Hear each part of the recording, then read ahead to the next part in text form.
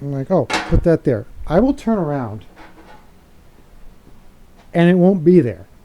And I don't know what goes on. I don't know if it switches into a different reality. I will tear this place apart looking for that part, and then I'll turn around and it'll be right there again. Okay, it's a new day. Yesterday we had some company. I didn't feel like filming it in front of the owners of this. So we just did our thing. We got the engine back in. That was let's just say it took far too long, and it took 3 of us to get it in here. But we're in. It's all bolted in. It's all hooked up underneath.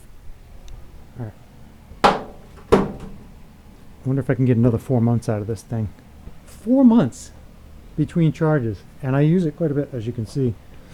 I'm using it exclusively as my when I'm working on cars. I used to use this little drop light here, but it's not as bright. So we've got the throttle extension going here. This will go over to the steering column eventually, but we went from the vaporizer that came on this engine. We took that off. We've got a brand new Holley NH, brand new casting, everything. It's beautiful. So we got that.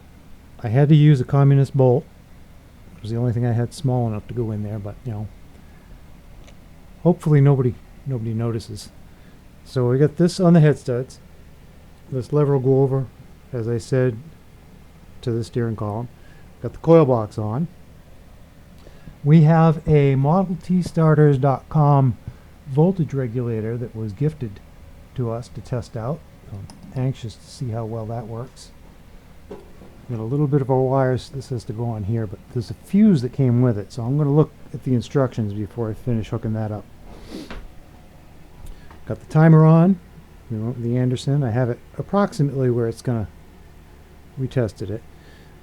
Spark plugs are just filling the holes at the moment. We're going to gap those, put some anti-seize on them, and then put them in for real. Starter is on and all hooked up. Wires all done. They still need to make a fuel line. Yeah, it was a pretty fun day yesterday. They enjoyed working on the car. I enjoyed having help working on the car because typically, as you know, I'm alone 99% of the time. I went to put the carb, I don't know, what do you call it? I couldn't find it in the catalog. I posted on Facebook. Hot air pipe. Carb hot air pipe would not come up in any search under any of the words that I was using. And of course it doesn't fit out of the box. So I'm setting up. I'm going to lop this piece out. Don't worry, I bought 3 of them in case I screw up. Using the new cart. This is kind of cool. This post, I thought it would fit better. You can see it's at an angle. I thought it would fit in the hole better. It's a little small. I think these are 5/8 holes. But it's doing the job. And the only thing is it was pivoting here. So this is what I came up with to hold that while I chop on it. And we're back a little bit, just a tiny bit, into the Speedster project. I got another cart, and my intention was, well, let me back up a little bit. The reason I got another cart is because the dolly that my grandfather made, I got one, I think I got 2 of them, but one of them is down there under the block, under that crate. And when I took this engine off the stand and I wanted to put it on the floor and be able to move it, I tried using the little, forgive the trash pile. This is the bottom of the display, one of the displays that we had in the hair salon. And I thought, great dolly, right? And it is great for just the block. Unfortunately, 400 pounds is over the limit that can work properly. So I ended up parking this on jack stands in the front. I think I got some pictures of it. And that left me with one jack stand because I only have 4. So we used that to jack this up. And then we had to jack the drive shaft up. And it was this was a nightmare to put in. I'm just gonna put it out there. This was a nightmare to put in. We put a new U-joint on the drive shaft. The new U-joint would not go into the driven plate. That's why the grinder's out. We had to modify the U-joint to get this to go together. It was miserable. But it's in. It's going to work. And I told you that story so I can get back to this story. I wanted to put the engine on that stand, but the stand's busy with the 17 engine. So I got this cart thinking I can stack maybe the block on top. If it's too top heavy, I could put the block on the bottom. But I'm pretty sure I can get an entire Model T engine on this cart. And then I can roll it up against the back wall. And it's all in one spot. Like if this was a customer's engine, all the parts would go on that cart. And I wouldn't have parts over here and parts over here and parts over here and parts over here and parts over here. And I think it'll help me with organizing and make the shop look a little cleaner.